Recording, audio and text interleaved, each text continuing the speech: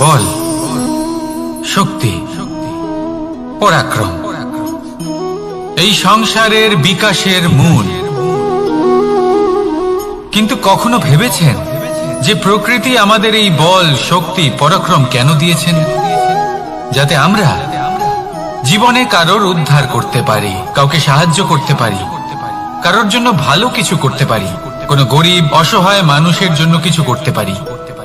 এই বল, এই শক্তির সদ্ব্যবহার করতে পারি। কখনো দেখেছেন এমন মানুষ যার কাছে অসীম শক্তি আছে, কিন্তু তার সাথেই অসম্ভব অহংকারও রয়েছে, যিনি নিজেকে সর্বশ্রেষ্ঠ বলে মনে করেন, খারাপ কাজও করেন। আপনি দেখবেন প্রকৃতি এবং মানুষ তাকে ভাঙতে সর্বদা চেষ্টা করেন। মনে রাখবেন, যতই সুবিশাল পর্বত হোক না কেন, তা যদি পথে পড়ে তাকে ভেঙে পথ প্রশস্ত করা হয়। যদি আপনার কাছে বল থাকে, শক্তি থাকে, পরাক্রম থাকে, তাহলে তার সদ্ব্যবহার করুন, কাউকে সাহায্য করুন, কাউকে রক্ষা করুন। যদি আপনি আপনার শক্তির দুর্ব্যবহার করেন, তাহলে মনে রাখবেন আপনি নিজের বিনাশ নিজেই আমন্ত্রণ করছেন। এবার বল অর্জন করার পরে, শক্তি অর্জন করার পরে আপনি নিজেকে বিনাশ করতে চান নাকি এই সংসারের উদ্ধার করতে চান? সিদ্ধান্ত আপনার। রাধা রাধা। মানুষ আর ধন, এই দুইয়ের মধ্যে সম্পর্ক খুব ঘনিষ্ঠ। ধন হলো সেই শক্তি যার ব্যবহার মানুষ করে থাকে সাংসারিক বস্তু ক্রয় করার জন্য, নিজের জীবন যাপন করার জন্য।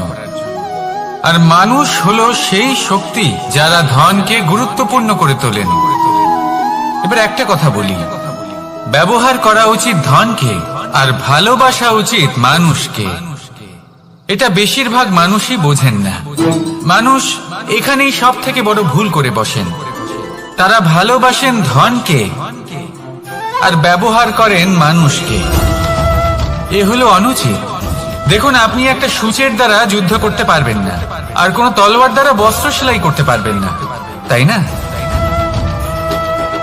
কোনটা কিসের জন্য হয় সেটা বোঝা অত্যন্ত জরুরি।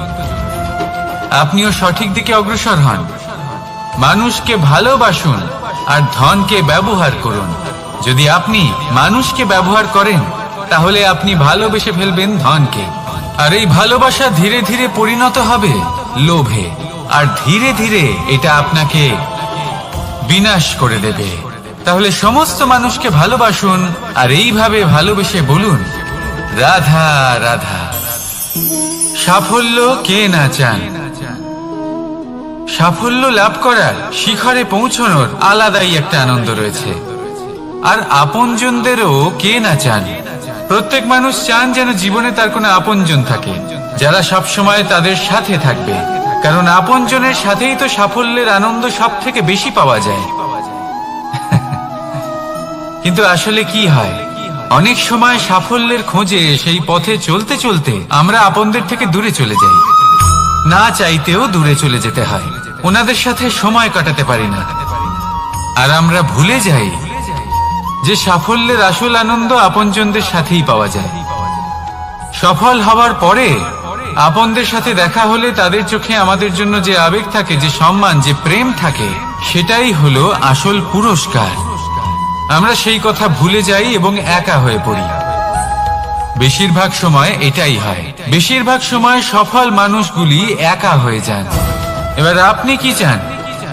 আপনি অসফল হয়ে দিনগুলি একাকিত্বে কাটাতে চান, নাকি সফল হয়ে আপনজনদের সাথে আনন্দে থাকতে চান? সেই সিদ্ধান্ত আপনার।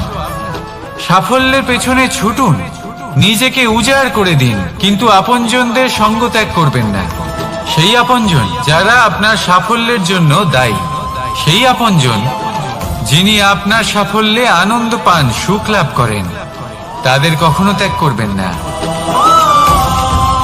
আসুন আমার সাথে ভালোবেসে বলুন, রাধা রাধা। বাজ পাখিকে পক্ষীরাজ বলা হয়। বাজের আয়ু হলো মোটামুটি 70 বছর। এবার 40 বছর হতে হতেই ওদের পালক লম্বা এবং ভঙ্গুর হয়ে যেতে থাকে। ঠোঁট বেঁকে যায়, ডানা ভারী হয়ে যায়, অর্থাৎ আগের মতো উঠতে পারে না, সেই শক্তি থাকে না। এবার সেই বাজ কি করবে?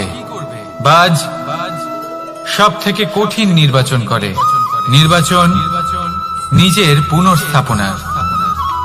সর্বপ্রথম একটা বিশাল পর্বতে যায়, একান্তে নিজের এক বাসস্থান তৈরি করে, আর তারপরে পাথরের সাথে নিজের ঠোঁট বারবার আঘাত করতে করতে সেই ঠোঁট ভেঙে ফেলে।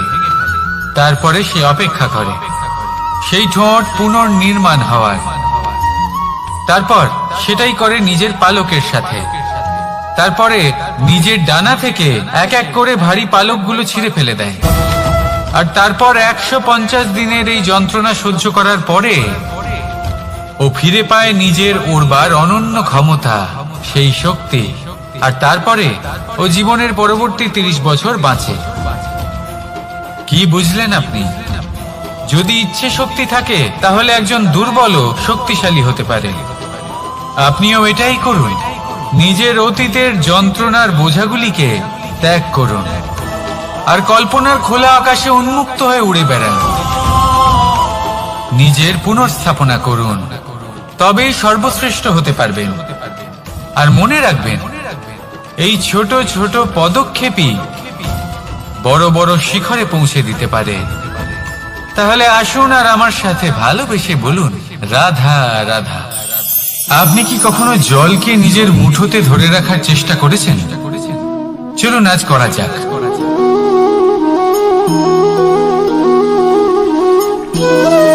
যদি আপনি নিজের মুঠো জোরে বন্ধ করেন,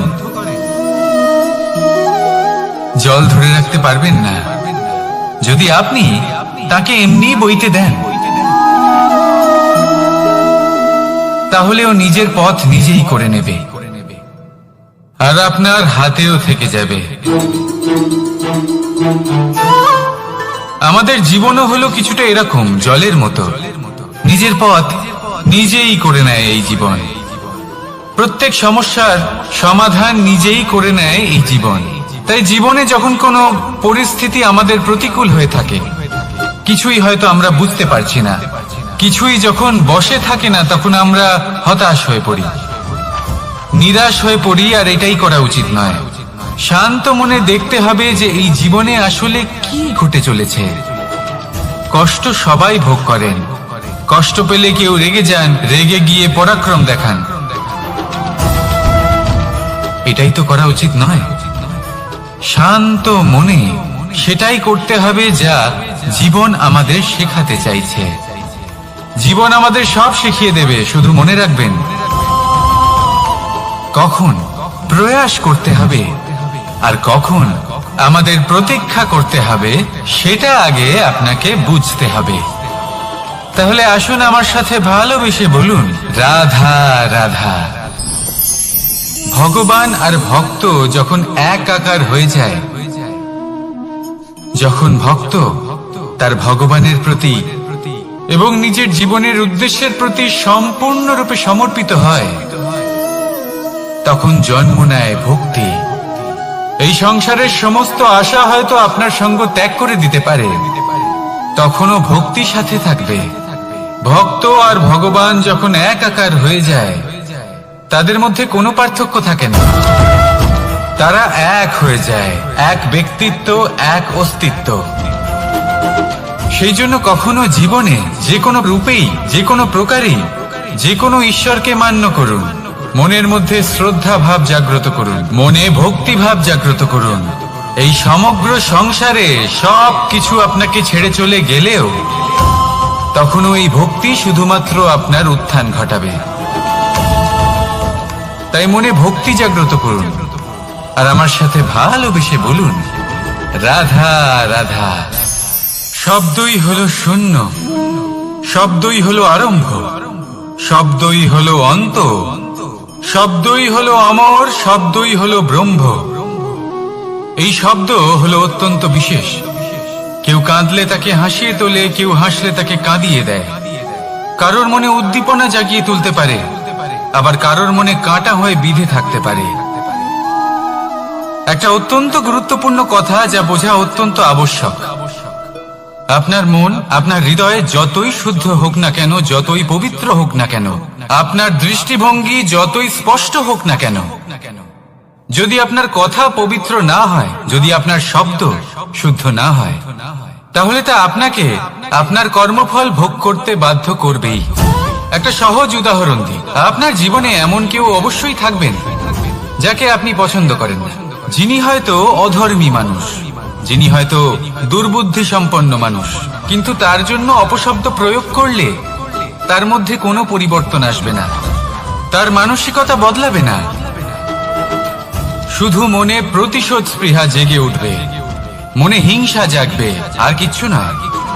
সেই জন্য নিজের শব্দকে নিয়ন্ত্রণ করুন, নিজের কথা সংযত করুন। শ্রেষ্ঠ থেকে শ্রেষ্ঠতর মানুষকেও সাবধানী হতে হয়, কারণ যদি এই শব্দের প্রয়োগ সঠিক না হয়, তাহলে আজীবন মানুষকে নির্বাক হয়ে থাকতে হতে পারে। তাহলে নিজের শব্দ নিয়ন্ত্রিত রাখুন, নিজের কথাকে শুভ করুন, এতে প্রেমবোধ জাগিয়ে তুলুন, আর সেই প্রেমবোধ নিয়েই বলুন রাধা রাধা। বরদান এবং অভিশাপ, এই দুই হলো একই মুদ্রার দুটি পিঠ। এই বরদান আমরা অনেক কারণে পেতে পারি, কখনো নিজের পরিশ্রমের কারণে, কখনো নিজের তপস্যার কারণে, কখনো আমাদের পূর্বপুরুষদের কর্ম ও তপস্যার কারণে। কিন্তু এই বরদান কতক্ষণ বরদান থাকবে তা আমরা নিশ্চিত করতে পারি না, তা সুনিশ্চিত করে শুধুমাত্র আমাদের কর্ম। যদি আপনাকে উদাহরণ দিই, আপনি রেশমের কীট দেখেছেন?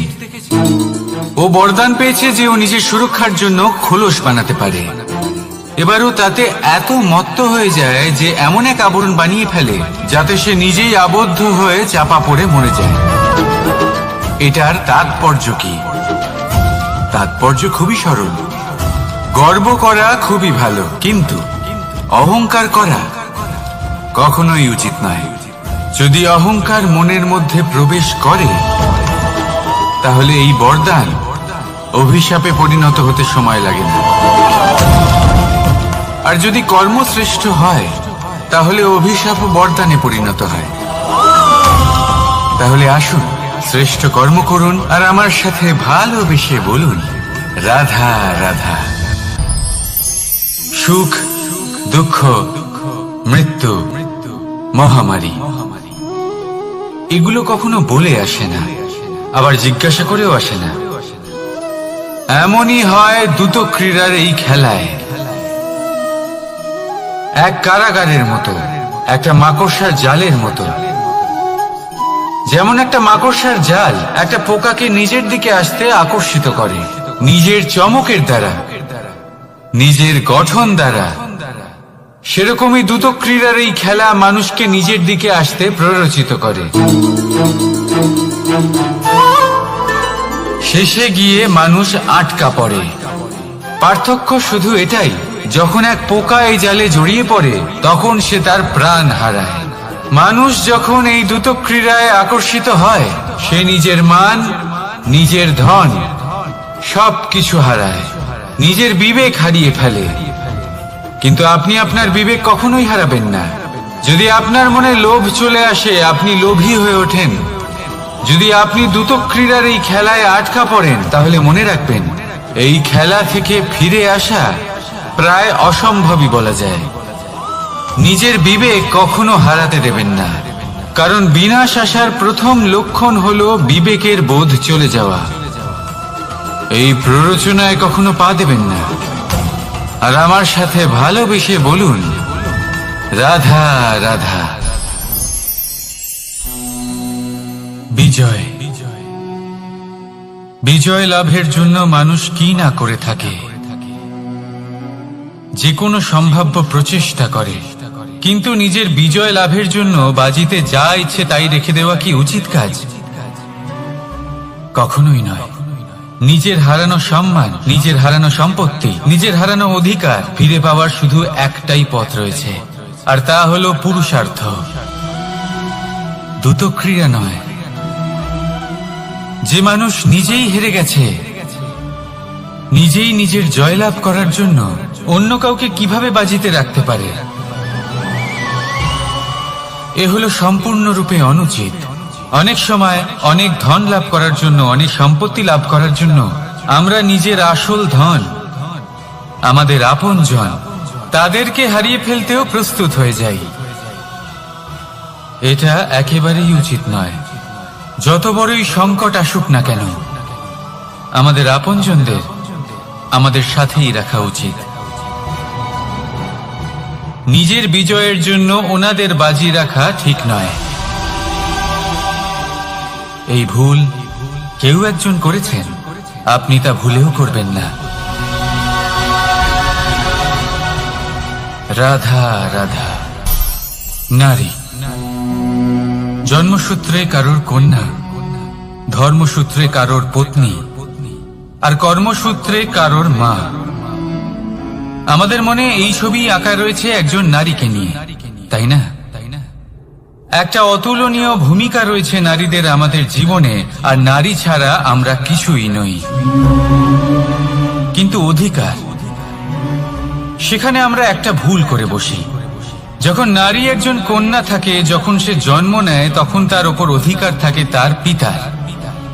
আর তারপর যখন বিয়ে হয়ে যায়, তখন তার অস্তিত্বের উপর অধিকার থাকে তার স্বামী।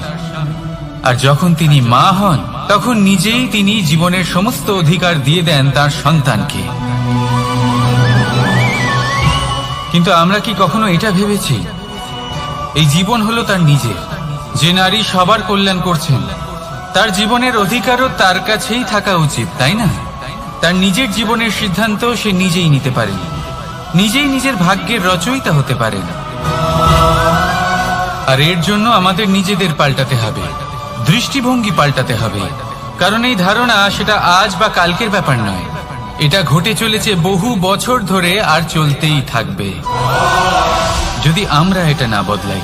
আর এটা তখনই সম্ভব হবে যখন আমরা নিজেদের মধ্যে পরিবর্তন আনব। তাই আজকের পর থেকে, এই মুহূর্ত থেকে, কোনো নারীর ওপর অকারণ অধিকার স্থাপনের আগে সহস্রবার ভেবে দেখবেন। কারণ যখন নারী নিজের অধিকার কেড়ে নিতে বাধ্য হবেন, তখন শুধু এবং শুধুমাত্র বিনাশই ঘটবে। রাধা রাধা।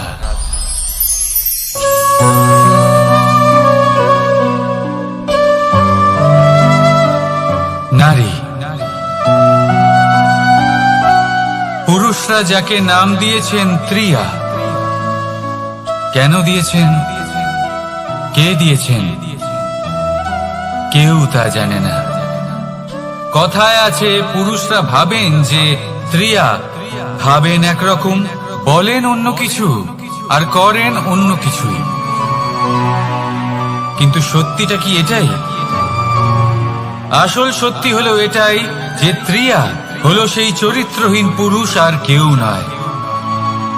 সেই পুরুষ যারা নারীকে বলেন যে আপনি হলেন মা, আপনি হলেন দেবী, আপনি হলেন বোন। আর ভাবেন কি? ভাবেন যে এই নারী হলো আমাদের পায়ের ধুলো, আর কিচ্ছু নয়। আর কি করেন? ওনাদের মাথায়, ওনাদের খোপায় মালা পরিয়ে দিয়ে ভাবেন যে ওনারা হলেন তাদের পায়ের ধুলোর সমান। একজন নারীর সম্মান ভঙ্গ করেন, তাদের দাসী মনে করেন। ভুলবেন না, যত্র নারীয়াস্ত পূজ্যন্তে রমন্তে তত্র দেবতা। অর্থাৎ যেখানে নারীকে পুজো করা হয়, সেখানে ঈশ্বর বাস করেন। আর যেখানে নারীকে অপমান করা হয়, সেখানে ঈশ্বর এবং ভাগ্য এই দুই রুষ্ট হয়। মনে রাখবেন, যদি নারী কল্যাণকারী হতে পারেন, তাহলে নারী মহাচণ্ডী রূপও ধারণ করতে পারেন। যদি একজন নারী মাতা হয়ে জন্মদান করতে পারেন, তাহলে নারী মৃত্যু হয়ে বিনাশও করতে পারেন। যেখানে নারী অপমানিত হবেন, সেখানে মহান ভারতও মহাভারতের পথে অগ্রসর হতে পারে। তাই মনে রাখবেন, নারীর অপমান যেন কখনোই না ঘটে। আর যদি কোথাও নারীর অপমান হয়, তার অর্থ হলো আপনার বিনাশ আপনার দিকেই আসছে। আর এটা হলো তার প্রথম পদক্ষেপের প্রথম পদধ্বনি। রাধা রাধা। যদি সন্তান কোনো দুষ্কর্ম করে তাহলে সেই অপরাধ শুধু কি সেই সন্তানের? না, যদি সন্তান দুষ্কর্ম করে তাহলে অপরাধী তার মাতা পিতাও, যারা পুত্রমোহর কারণে সেই অনুচিত কাজে তাকে বাধা দেননি। অপরাধী হলেন তার পিতামহ, যিনি নিজের কর্তব্যবোধের কারণে নিজের পরিবারের যত্ন নেননি, যিনি সন্তানকে কখনো শাস্তি দেননি। অপরাধী হলেন তার সেই গুরুও, যিনি নিজের শিষ্যের সেই দুষ্কর্ম দেখেও তাকে প্রতিহত করতে পারেননি। একজন হবু রাজার কর্তব্য হলো নিজের প্রজার কাছে সে যেন এক উদাহরণ প্রস্তুত করতে পারে, কিন্তু যদি এত অনুচিত উদাহরণ প্রস্তুত হয়ে থাকে তাহলে মা বাবার, বাড়ির বয়োজ্যেষ্ঠদের কর্তব্য হলো ওনারা যেন সেটা সেখানেই থামায়, হয় ভালোবেসে নয়তো শাস্তি দিয়ে। যদি না থামানো হয় তাহলে মহাভারত অবশ্যম্ভাবী। অনেক ব্যক্তির মনে একটা প্রশ্ন জাগে আমাকে আর রাধাকে নিয়ে। বলেন যে না আমি আর রাধা একসাথে থাকি, না আমাদের বিয়ে হয়েছে, আমি এখানে দ্বারকাতে ও ওখানে বর্ষণাতে, তাও এত ভালোবাসা কি করে? এ কেমন সম্পর্ক? আমি তাদের একটা সহজ কথা বলতে চাই। আপনি কখনো আয়নার দিকে দেখেছেন?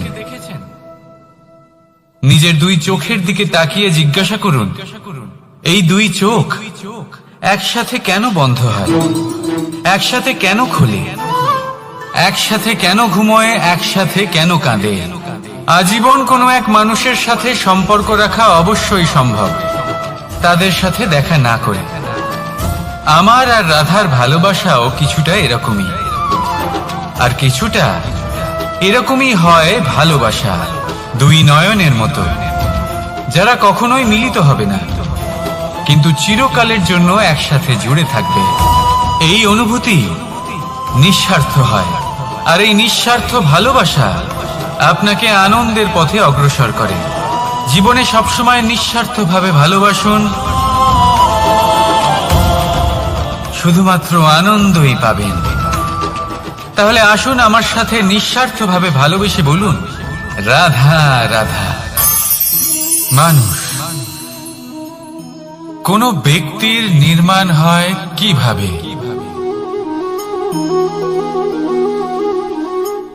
কেউ বলবেন পঞ্চতত্ত্বের দ্বারা, কেউ বলবেন আত্মা, দেহ ও চেতনার দ্বারা, কেউ বলবেন ঈশ্বরের কৃপার দ্বারা, তো কেউ বলবেন এই প্রকৃতির পরীক্ষার দ্বারা। না, মানুষের নির্মাণ হয়ে থাকে বিশ্বাস দ্বারা। ব্যক্তি তখনই গড়ে ওঠেন যখন ব্যক্তিত্ব থাকে, ঠিক কিনা? আর ব্যক্তিত্ব তখনই হবে আর সেরকমই হবে যেরকম বিশ্বাস আপনি নিজের উপরে রাখবেন। যদি আপনি মনে করেন আপনি বিষের ন্যায় হবেন তাহলে আপনি বিষাক্তই হবেন। যদি আপনি এটা মনে করেন যে আপনি অমৃতের ন্যায় হবেন তাহলে আপনি অমরই হয়ে যাবেন। যদি আপনি নিজের উপরে বিশ্বাস রাখেন যে আপনি সংসারের সব থেকে উঁচু পর্বতের শিখরে পৌঁছতে পারবেন তাহলে আপনি অবশ্যই পৌঁছবেন। যদি আপনার এরকম মনে হয় যে আপনি এরকম কখনো করতে পারবেন না তাহলে এরকম কখনোই হবে না। ভেবে দেখবেন, বিশ্বাসের মধ্যেই বিশ্ব বাস করে থাকে, তো আপনার অস্তিত্ব কেন করবে না? যেমন বিশ্বাস আপনি নিজের উপরে রাখবেন তেমনই আপনি হয়ে উঠবেন। সেই জন্য নিজের উপরে বিশ্বাস রাখুন, আর হ্যাঁ, ভালোবেসে বলুন রাধা রাধা। শত্রুতা, একজন মানুষ অন্য মানুষের সাথে শত্রুতা করে বসেন। দুজন ঘনিষ্ঠ বন্ধু, এমনও এক সময় আসতে পারে যখন এনারা একে অপরের শত্রু হয়ে ওঠেন। এর অনেকগুলো কারণ হতে পারে, কিন্তু মূল কারণ হলো আলোচনা। আগে হ্যাঁ, আপনি যদি কারোর বিষয়ে আলোচনা করেন তাহলে সে আপনার শত্রু হয়ে যেতে পারে। এবার মনে একটা প্রশ্ন আসতে পারে যে এটা কিভাবে সম্ভব হতে পারে? আলোচনা এটা তো অত্যন্ত জরুরি। যদি আমি নিজের বন্ধুর খারাপ কাজের বিষয়ে আলোচনাই না করি তাহলে সে শুধরবে কি করে? এ কথা সত্যি যে আলোচনা আবশ্যক, কিন্তু তার থেকেও বেশি গুরুত্বপূর্ণ এবং আবশ্যক হলো আপনার এই সিদ্ধান্ত এটাই যে আপনার এই আলোচনা কোন স্থানে করবেন। যদি এটা সবার সামনে করবেন ভাবেন, তাহলে তা অপমানও হয়ে যেতে পারে। যদি এটা আলাদাভাবে করেন তাহলে তা পরামর্শ হয়ে যায়। অপমান কেউ স্বীকার করতে পারেন না, কিন্তু পরামর্শ সকলের ভালো লাগে। তাহলে যদি আপন কারোর জন্য ভালো কিছু চান, কাউকে শুধরে দিতে চান, আর আপনার মনে হয় আলোচনা আবশ্যক, তাহলে সর্বপ্রথম সময়, পরিস্থিতি আর স্থানের কথা মনে রাখবেন। নয়তো এই আলোচনা আপনাকে খুব ভোগাতে পারে। তাহলে আসুন আমার সাথে ভালোবেসে বলুন, রাধা রাধা। আপনার জীবনেও কি সমস্যা রয়েছে? অবশ্যই থাকবে। প্রত্যেকের জীবনেই সমস্যা থাকে। প্রত্যেক মানুষ জিজ্ঞাসাও করেন যে এই সমস্যা আসলে কি আর কেন আসে জীবনে। আপনাকে একটা কথা বলে দিই যে সমস্যা আসলে সেটা নয় যা আপনার পথে বাধা সৃষ্টি করে, বরং সমস্যা হলো সেটাই যেটা আপনি তখন দেখতে পান যখন আপনার একাগ্রতা আপনার পথ থেকে, আপনার লক্ষ্য থেকে সরে যেতে থাকে। আর এই সমস্যাগুলি দূর করার জন্য, এর সমাধান করার জন্য একটাই পথ আছে। নিজের সমস্ত ভাবনা আরো একবার একাগ্র করুন নিজের পথের দিকে, নিজের লক্ষ্যের দিকে। আপনার সমস্ত ভাবনা যদি কেন্দ্রীভূত হয় নিজের লক্ষ্যে, তাহলে এই সমস্যা দূরে থাকবে। যদি এরকম না হয়, যদি আপনার মন একটু অন্যদিকে চলে যায়, তাহলে এই সমস্ত সমস্যা আবার সামনে চলে আসে আর বাড়তেও থাকে। দেখুন, যেখানে আপনার লক্ষ্য রয়েছে, বাণ যদি সেখানেই চালাতে হয়, তাহলে দৃষ্টি তো সেদিকেই রাখতে হবে। তবেই তো আপনি সেই লক্ষ্য ভেদ করতে পারবেন। সেই জন্য মনে রাখবেন, সর্বদা লক্ষ্য রাখবেন নিজের পথে, সেই পথেই সামনে এগোতে থাকুন নিজের লক্ষ্যের দিকে। আপনি যত সামনে এগোতে থাকবেন এই সমস্যা তত পিছিয়ে যাবে। তাহলে আসুন আমার সাথে ভালোবেসে বলুন, রাধা রাধা। এই পাখিরা সত্যি খুব সুন্দর, আমার খুব ভালো লাগে। আপনি নিশ্চয়ই শুনে থাকবেন যে কিছু পাখির কাছে ডানা অবশ্যই থাকে, কিন্তু উড়তে পারে না। তারা চায় উঁচু আকাশে উড়ে বেড়াতে এবং মেঘেদের সাথে কথা বলতে, করতেই পারে না। এবার এই সংসারেও পাওয়া যায় ঘুড়িও। এদের মধ্যে না জীবন আছে, না প্রাণ আছে, আর না আছে ডানা, কিন্তু এরা আকাশের সাথে কথা বলে, হাওয়ার বেগের সাথে কথা বলে, আনন্দ করে, উৎফুল্ল হয়ে ওঠে। আকাশে জীবনের কিছু মুহূর্ত কাটায়। তার কারণ কি হতে পারে? কারণ হলো সুতো। এই সুতো যদি সঠিক হাতে থাকে, তাহলে এই কাগজের তৈরি ঘুড়িও আকাশের উচ্চতায় উড়ে বেড়াতে পারে। এবার এই সুতো আসলে কি? এই সুতো হলো আসলে ভালোবাসা। এই সুতো হলো আসলে বিশ্বাসের।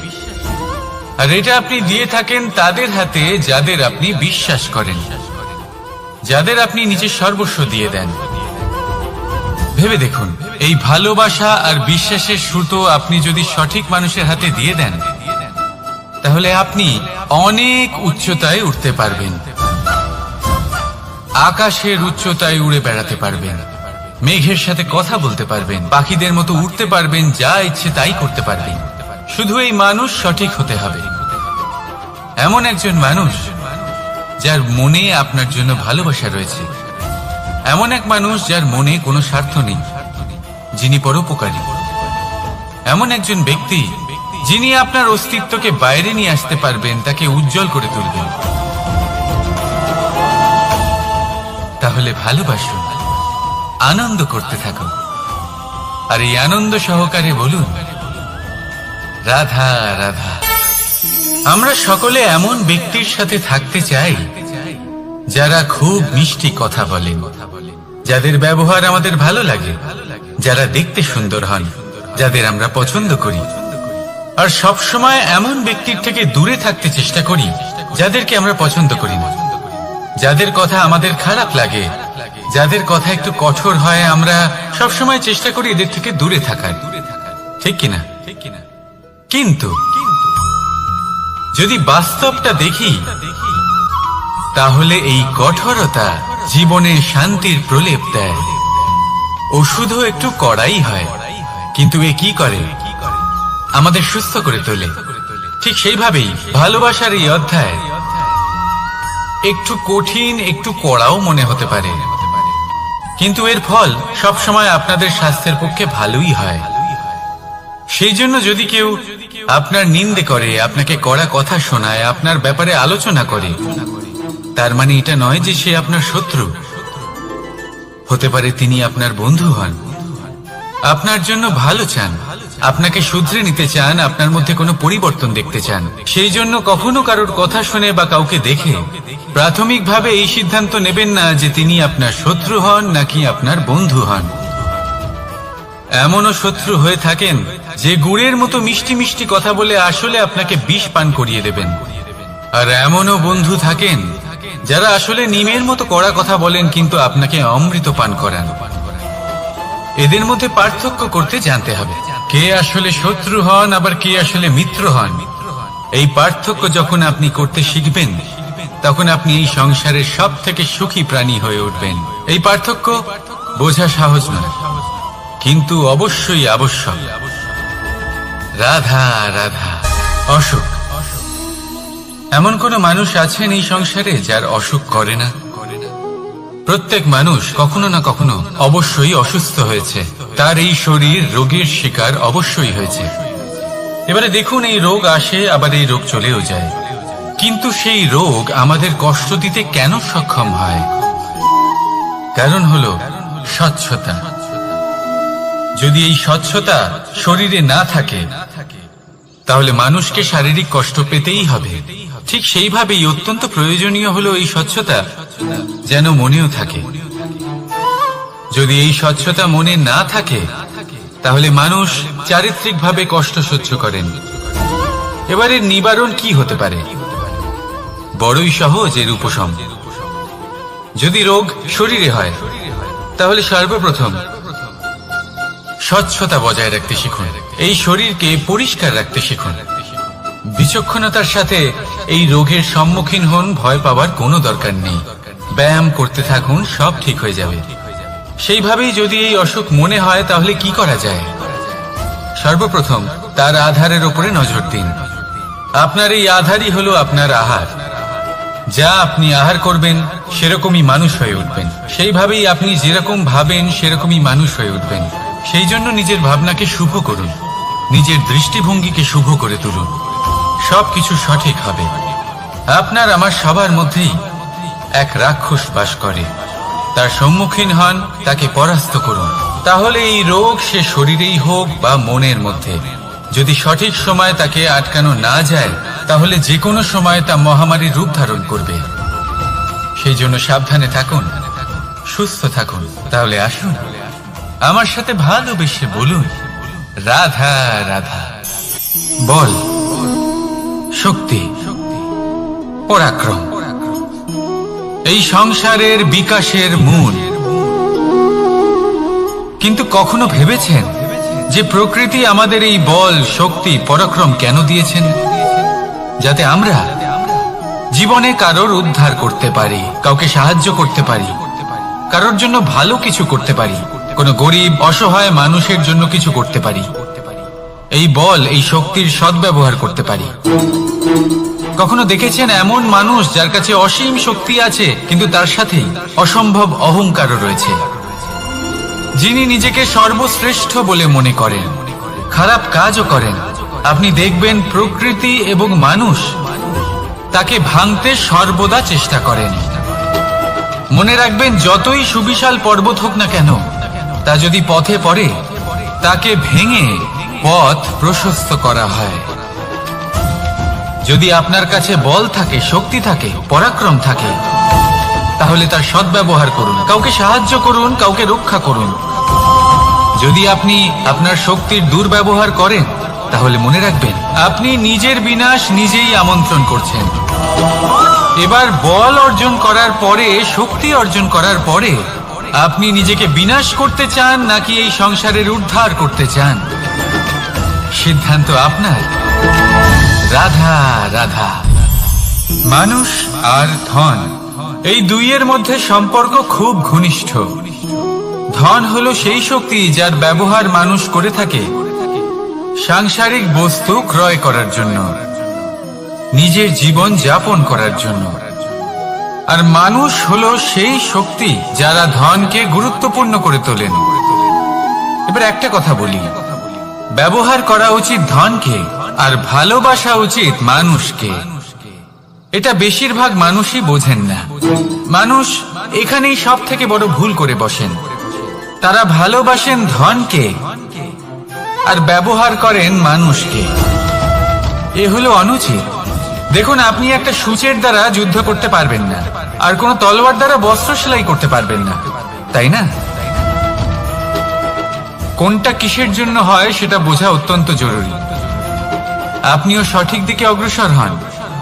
মানুষকে ভালোবাসুন আর ধনকে ব্যবহার করুন। যদি আপনি মানুষকে ব্যবহার করেন, তাহলে আপনি ভালোবেসে ফেলবেন ধনকে, আর এই ভালোবাসা ধীরে ধীরে পরিণত হবে লোভে, আর ধীরে ধীরে এটা আপনাকে বিনাশ করে দেবে। তাহলে সমস্ত মানুষকে ভালোবাসুন আর এইভাবে ভালোবেসে বলুন, রাধা রাধা। সাফল্য কে না চান? সাফল্য লাভ করার, শিখরে পৌঁছানোর আলাদাই একটা আনন্দ রয়েছে। আর আপনজনদেরও কে না চান? প্রত্যেক মানুষ চান যেন জীবনে তার কোনো আপনজন থাকে, যারা সব সময় তাদের সাথে থাকবে। কারণ আপনজনের সাথেই তো সাফল্যের আনন্দ সব থেকে বেশি পাওয়া যায়। কিন্তু আসলে কি হয়, অনেক সময় সাফল্যের খোঁজে সেই পথে চলতে চলতে আমরা আপনদের থেকে দূরে চলে যাই। না চাইতেও দূরে চলে যেতে হয়, ওনাদের সাথে সময় কাটাতে পারি না। আর আমরা ভুলে যাই যে সাফল্যের আসল আনন্দ আপনজনদের সাথেই পাওয়া যায়। সফল হওয়ার পরে আপনদের সাথে দেখা হলে তাদের চোখে আমাদের জন্য যে আবেগ থাকে, যে সম্মান, যে প্রেম থাকে, সেটাই হলো আসল পুরস্কার। আমরা সেই কথা ভুলে যাই এবং একা হয়ে পড়ি। বেশিরভাগ সময় এটাই হয়। বেশিরভাগ সময় সফল মানুষগুলি একা হয়ে যান। এবার আপনি কি চান? আপনি অসফল হয়ে দিনগুলি একাকিত্বে কাটাতে চান, নাকি সফল হয়ে আপনজনদের সাথে আনন্দে থাকতে চান? সেই সিদ্ধান্ত আপনার। সাফল্যের পেছনে ছুটুন, নিজেকে উজাড় করে দিন, কিন্তু আপনজনদের সঙ্গ ত্যাগ করবেন না। সেই আপনজন যারা আপনার সাফল্যের জন্য দায়ী, সেই আপনজন যিনি আপনার সাফল্যে আনন্দ পান, সুখ লাভ করেন, তাদের কখনো ত্যাগ করবেন না। আসুন আমার সাথে ভালোবেসে বলুন, রাধা রাধা। বাজ পাখিকে পক্ষীরাজ বলা হয়। বাজের আয়ু হলো মোটামুটি 70 বছর। এবার 40 বছর হতে হতেই ওদের পালক লম্বা এবং ভঙ্গুর হয়ে যেতে থাকে। ঠোঁট বেঁকে যায়, ডানা ভারী হয়ে যায়, অর্থাৎ আগের মতো উঠতে পারে না, সেই শক্তি থাকে না। এবার সেই বাজ কি করবে? বাজ সব থেকে কঠিন নির্বাচন করে, নির্বাচন নিজের পুনর্স্থাপনার। সর্বপ্রথম একটা বিশাল পর্বতে যায়, একান্তে নিজের এক বাসস্থান তৈরি করে, আর তারপরে পাথরের সাথে নিজের ঠোঁট বারবার আঘাত করতে করতে সেই ঠোঁট ভেঙে ফেলে। তারপরে সে অপেক্ষা করে সেই ঠোঁট পুনর্নির্মাণ হওয়ার। তারপর সেটাই করে নিজের পালকের সাথে। তারপরে নিজের ডানা থেকে এক এক করে ভারী পালকগুলো ছিঁড়ে ফেলে দেয়। আর তারপর 150 দিনের এই যন্ত্রণা সহ্য করার পরে ও ফিরে পায় নিজের উড়বার অনন্য ক্ষমতা, সেই শক্তি। আর তারপরে ও জীবনের পরবর্তী 30 বছর বাঁচে। কি বুঝলেন আপনি? যদি ইচ্ছে শক্তি থাকে তাহলে একজন দুর্বলও শক্তিশালী হতে পারে। আপনিও এটাই করুন, নিজের অতীতের যন্ত্রণার বোঝাগুলিকে ত্যাগ করুন আর কল্পনার খোলা আকাশে উন্মুক্ত হয়ে উড়ে বেড়ান। নিজের পুনর্স্থাপনা করুন, তবেই সর্বশ্রেষ্ঠ হতে পারবেন। আর মনে রাখবেন, এই ছোট ছোট পদক্ষেপই বড় বড় শিখরে পৌঁছে দিতে পারে। তাহলে আসুন আর আমার সাথে ভালোবেসে বলুন, রাধা রাধা।